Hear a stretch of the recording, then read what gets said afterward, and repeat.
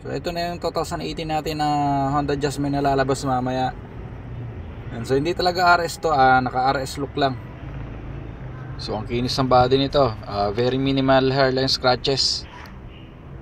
So yun, so palit na rin mags nito. So sa body nito wala kang problema sa body, napakakinis ng body nito. Ganda pa ng kulay pula. So dito sa likod napaka-pogi talaga tingnan ng Honda Jazz sa likod. So financing to men, so dumaan sa financing to sa Global Dominion, so last week lang pre-process. So mabilis naman na-approve. So napa-HPG na rin. So check natin yung interior. So napakinis ng mga sidings.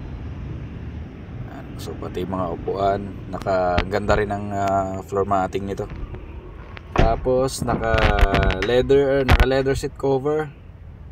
So kahit seat cover niya, naganda ng kondisyon pa. Kita mo yung sidings, so napakalinis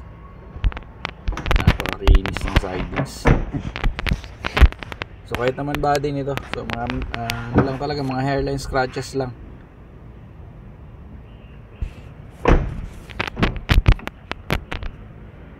So kahit dito sa driver side, napakalinis ng sidings, so lang mga gasgas nga makikita dyan. So dashboard, so lalo na dashboard nito, napakalinis tingnan. Yan, so waiting na lang to sa nakabili. So mamaya re-release na to.